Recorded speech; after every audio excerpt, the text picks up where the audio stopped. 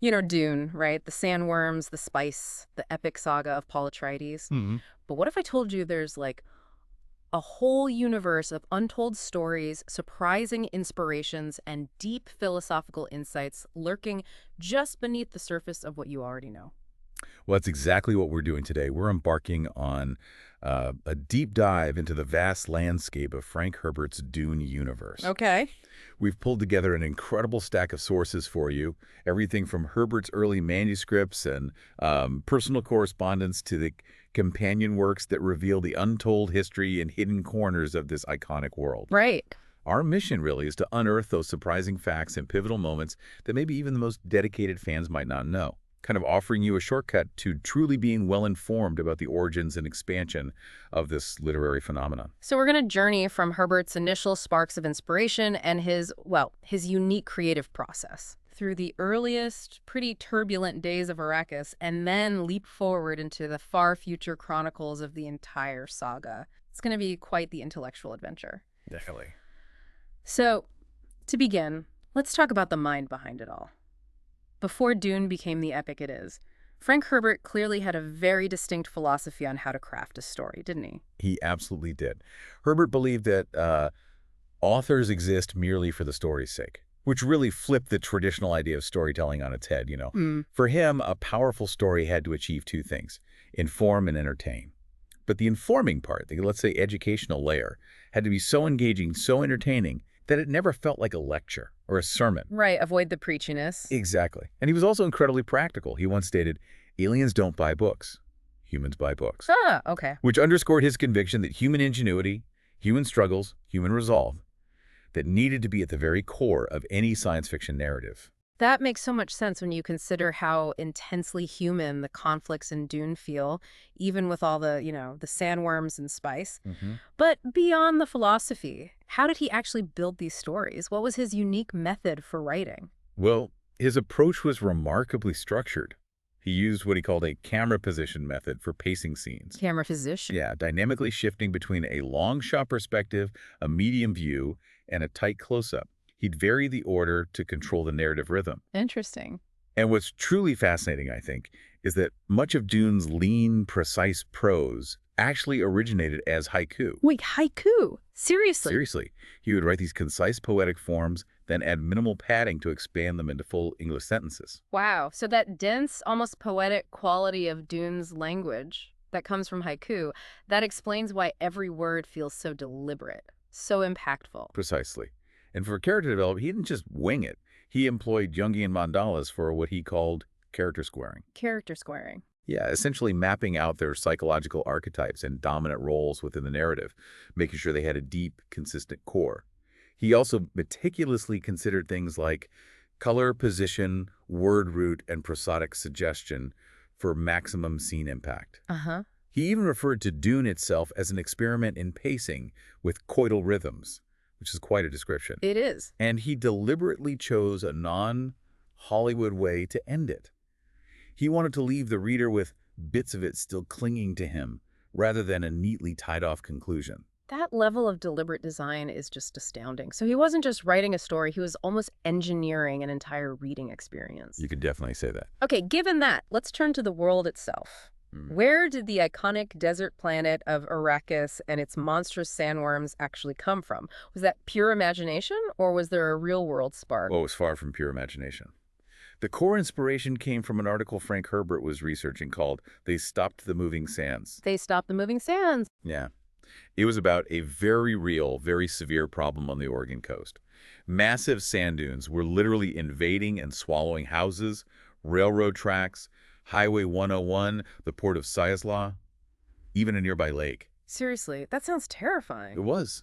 Scientists were genuinely working against time to halt this invasion. And how on earth did they stop a problem of that magnitude? I mean, moving sand. Well, the solution involved using European beach grass. Apparently, they experimented with more than 11,000 different types of grass before finding this one. 11,000. Wow. Its intricate interlacing of roots proved key. This grass would essentially stabilize the dunes, hold down the sand, and allow other plants to, gain a foothold. So that real-life struggle against this overwhelming, invasive natural force that became the seed for Arrakis. It seems so, yes. It clearly resonated deeply with Herbert. That's an incredible origin story for such a pivotal element of Dune. Knowing all that, it almost seems like destiny. But I've heard it wasn't exactly an easy path to publication for such a groundbreaking work. You're absolutely right. Dune faced significant difficulties getting published. For one, its length. Just sheer length was a major hurdle. How long are we talking? Nearly 200,000 words, which dwarfed the typical science fiction novels of the time. Those were usually around, say, 50,000 to 75,000 words. Big difference? Huge. Yeah. And major publishers like Doubleday rejected it. One editor famously found the first 100 pages confused and irritated. Ouch. Yeah.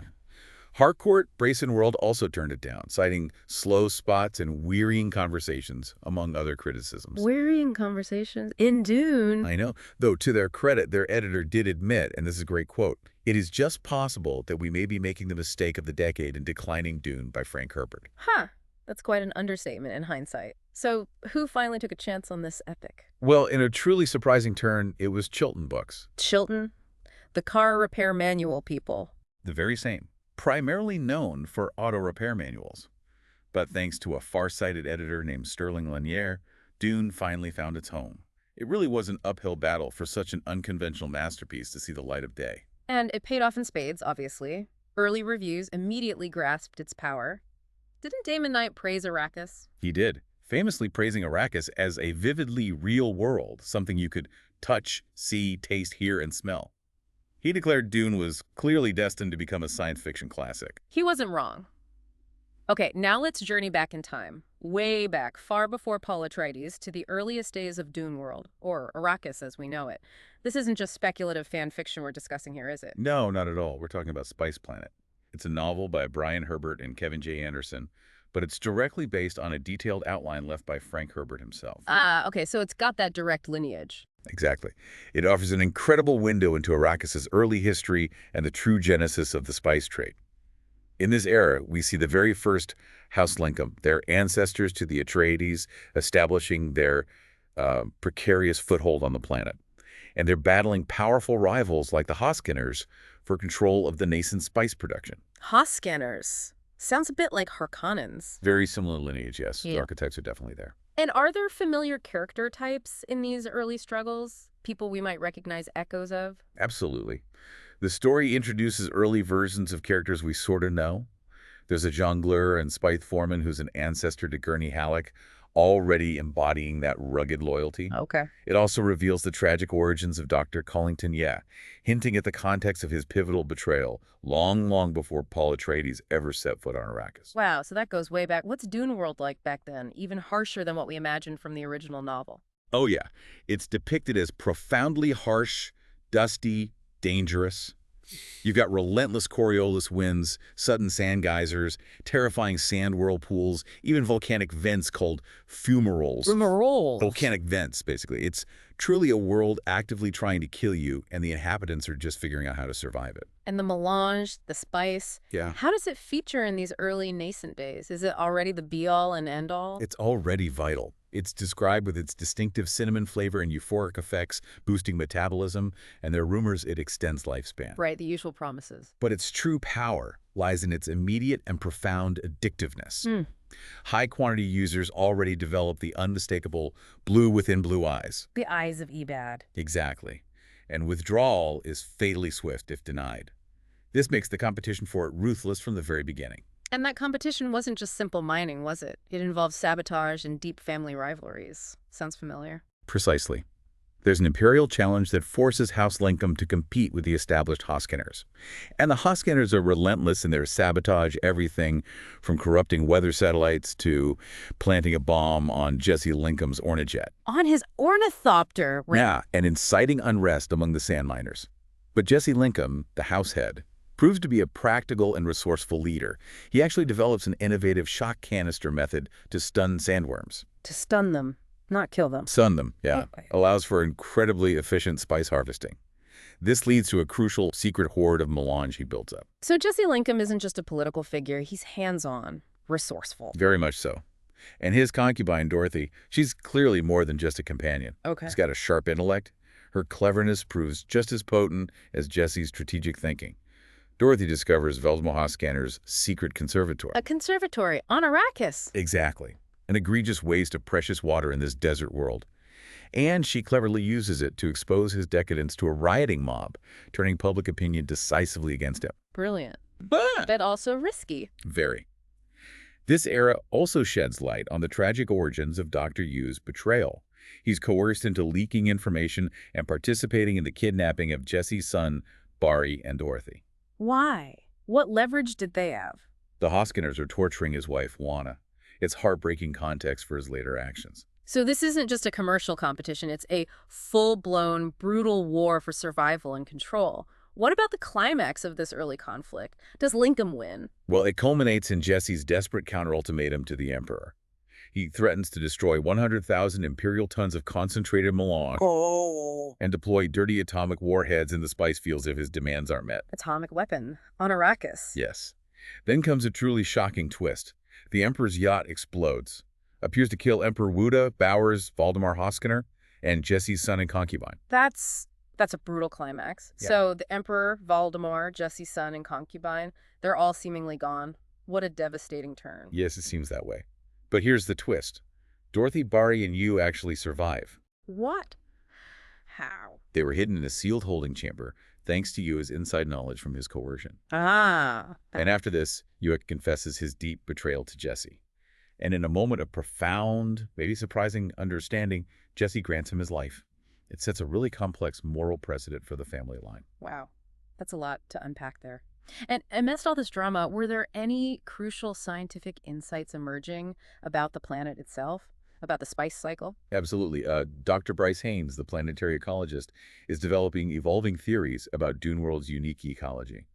He proposes that sand whirlpools and those fumaroles, the volcanic vents, are crucial links in the spice distribution chain. How so? He even suggests that fungal organisms reproduce in explosive proportions by drawing silica and minerals from the sand, which raises this profound and, pressing question. Are humans destroying a fragile life cycle simply by harvesting the spice? The ecological warning was there right from the start. Okay, so the universe of Dune stretches back even further than Spice Planet, far beyond the events we just discussed, and it also leaps forward into even more complex conflicts. Let's delve into the deeper history, starting with the Butlerian Jihad. Right, this foundational conflict, which is explored in the Legends of Dune series, it's described as a holy war between humans and thinking machines. The Great Revolt. Exactly, driven by that ancient, powerful prohibition we all know. Thou shalt not make a machine in the likeness of a man's mind. Before the jihad, entire star systems were under the control of diabolically smart machines. This conflict came at an enormous cost to humanity, obviously, but it also spurred the development of unique human capabilities to replace machine functions. Things like the Mentats, the human computers. So the jihad forced humanity to evolve new abilities, new ways of thinking. But what about the terrifying products of this war, the new forms of existence that emerged from this conflict? Well, one of the ultimate products was the Cymex. Cymex. Right. Brains in jars, Yeah. essentially. Kind of, yeah. Brutal entities, almost human-machine hybrids, where human brains are surgically implanted into mechanical bodies, like the infamous General Agamemnon. Chilling. But what's truly fascinating is that even within the infamous Harkonnen lineage, there were different approaches to power back then. We meet Piers Harkonnen, an ancestor, who had a surprisingly humane approach to workers, whom his father, Ulf, just called slaves. A humane Harkonnen! Seriously? Seems so. Piers believed in treating them with respect to improve efficiency, a stark contrast to the family's later brutal reputation. We learn of his harrowing escape from Cymex and his rescue by resourceful Caladan natives who used the planet's geysers as weapons. Wow. So the fight against machines wasn't just physical. It sounds like it was a profound psychological and philosophical reevaluation of what it means to be human. Indeed. It prompted humanity to truly grapple with its own nature. You see this in Virgil Tantor's training against a combat mech named Kyrox. A fighting robot. Right. Kyrox was programmed to exploit weaknesses to deliver a mortal blow. Yet, in one instance, it made a conscious decision not to. It hesitated. Or chose mercy. The text suggests a conscious decision, which poses this truly profound question. Is it more human to be good or evil? And can an AI achieve something like morality? That's a chilling thought. Deep. And what about cloning? Was that technology part of the machine era? It was. A Tulaxa scientist named Van developed secret and innovative cloning technology, which he actually offered to the thinking machines. To the enemy. Yes, the robot Erasmus used this tech in experiments, attempting to clone Serena Butler, a key figure in the jihad. Okay. But he was deeply disappointed when the clone's personality was shaped with standard female attitudes instead of Serena's original haughty, independent nature. It raises questions about whether true individuality, the nuances of a human mind, could ever really be replicated. Fascinating. Okay, from this ancient foundational past, let's leap forward. Way forward. To the Bene Gesserit's grand plan and beyond. We all know about the Kwisatz Haderach, but what about the hidden details and maybe missteps in their millennia-long breeding program? Well, the Bene Gesserit's centuries-long breeding program aimed to produce the Kwisatz Haderach, right? Yeah. The one who could be many places at once. This prescient male who could access both male and female ancestral memories. Right. The culmination. But Paul Atreides was an unexpected early success. Why? Because his mother, Jessica, defied orders and bore a son instead of the planned daughter. Rogue element. Exactly. And what's truly remarkable is that the Bene Gesserit, despite all their knowledge and planning, virtually ignored several crucial clues about Paul's unique abilities. Like what? Like his accurate prescient visions even as a youth, and his extraordinary pain tolerance during the Gom Jabbar test. They had the data, you see, but didn't connect the dots, kind of blinded by their own rigid plans. Interesting how even they could miss something so huge. And then, far into the future, after Paul, after Leto II, the universe faces a terrifying new threat. The Honored Matres. How do they fit into this grand tapestry of conflict? The Honored Matres. The sources describe them with very stark and provocative language, portraying them as aggressive and ruthless. More so than the Bene Gesserit. In a different way, yes. Leveraging sexual domination, overwhelming military force, and using an adrenaline-based spice substitute. They ruthlessly hunted Bene Gesserit leadership across the galaxy and were responsible for the senseless annihilation of Dune itself. Wiped it out. They destroyed Arrakis. That's what the later books describe, yes. Fundamentally altering the universe. They're a brutal, contrasting force to the Bene Gesserit's more subtle, long-term manipulation. Wow.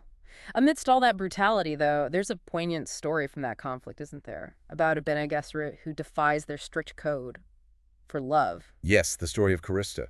She's a Bene Gesserit sister, exiled for daring to feel love for a child. Which is forbidden for them. Strictly forbidden.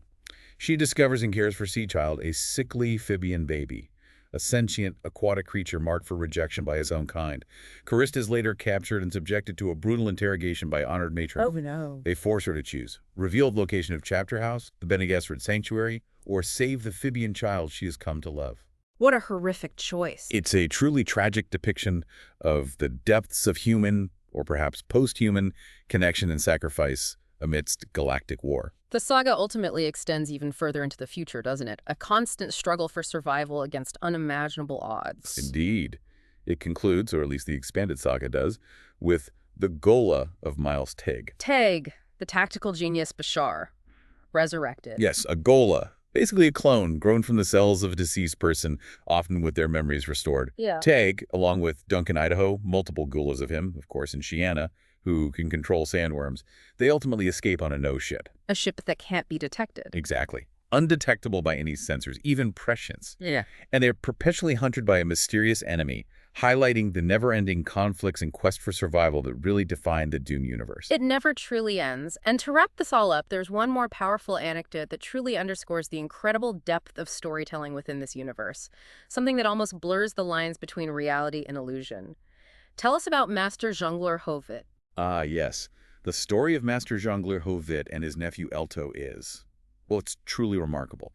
They are trapped in a cave by Harkonnen shelling, facing certain death alongside dying Atreides soldiers. Okay. Now, despite an ancient prohibition against his family's forbidden storytelling powers from the planet Jongleur, Ho uses his supernaturally good ability to create an immersive illusion of Caladan, the Atreides' home world. An illusion? How? The source explicitly states that the soldiers, including his dying nephew Elto, could hear the waves, smell the water, and remember the whisper of Caladan seas in their final moments, a final comfort. That's beautiful in its tragedy, bringing them home in a way in their final moments. But there's a chilling discovery made later, isn't there? Something unsettling. Yes. When Freeman scavengers later find the cave, they discover the soldiers dead, of course, but their uniforms are warm and wet, and most disturbingly, it's their lungs entirely filled with water. What filled with water? From an illusion. It's a chilling testament to the immersive power of Hovig's final story. Yeah. So real it apparently manifested physically, even in death. The power of belief, perhaps, or something more. Wow. Just wow. What a journey we've taken from the micro details of Frank Herbert's writing process, his haikus and camera angles, to the sweeping epic sagas of the Butlerian Jihad, the early days on Spice Planet, and the far reaches of human and non-human experience.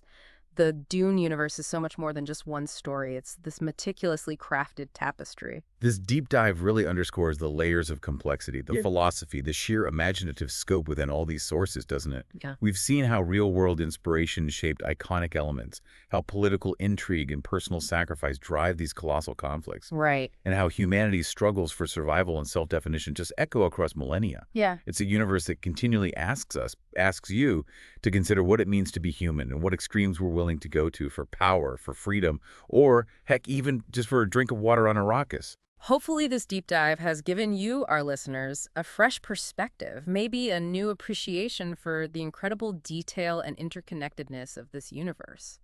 What stands out to you? What did you discover today that you never knew about Dune?